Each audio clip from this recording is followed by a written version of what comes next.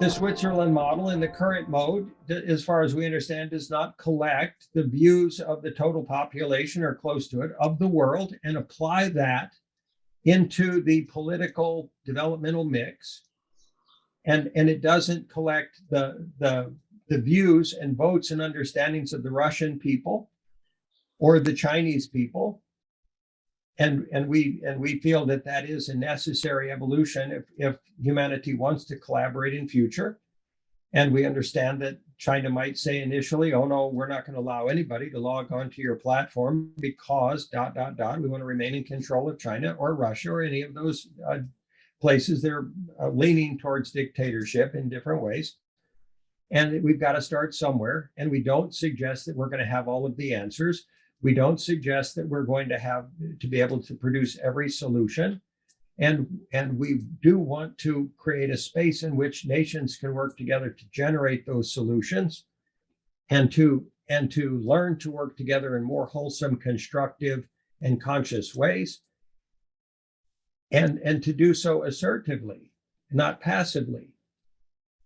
And to leverage every possible avenue and process to bring about that collective venue of attainable agreement, and to engage with the Vladimir Putins of the world and say, you don't have to have your people die, you don't have to kill people, and you don't, and your ego needs and your current path and process are functionally not going to get you where you want to go for this reason, and this reason, before you ever try to affect them, before you even imagine them being possible. To be able to see into the psyche of leaders enough to say, by the way, do you recognize that at your foundation, you have a fundamental belief or paradigm that the past can be replicated in the present or the future, and that's illusion. That can't happen. That's delusion. And these are all the specific reasons why. And we're going to plaster all of that information out to the rest of the world so they can see just how completely nonsensical that wished for approach is.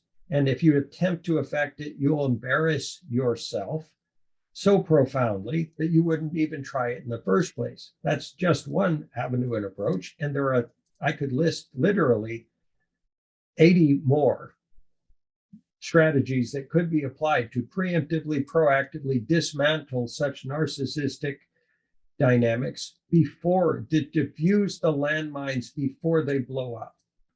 That is our suggestion. To map them, analyze them, diffuse them so that they don't blow up, so that then there's no need for a reaction. There's no need for a conflict to resolve them. We just want to do our very best to affect a modality of conscious, loving collaboration that is so functional that it can meet even the deepest, most entrenched, destructive, tribal, taprooty, competitive dynamics of our world and dissolve them. Because that we see as the antidote. As long as they continue to grow without meeting enough consciousness, enough wisdom, enough understanding from their inception, then they will continue to be landmines that get bigger and bigger and eventually, or like abscesses. We would suggest Vladimir Putin is operating from an emotional abscess that has not been lanced.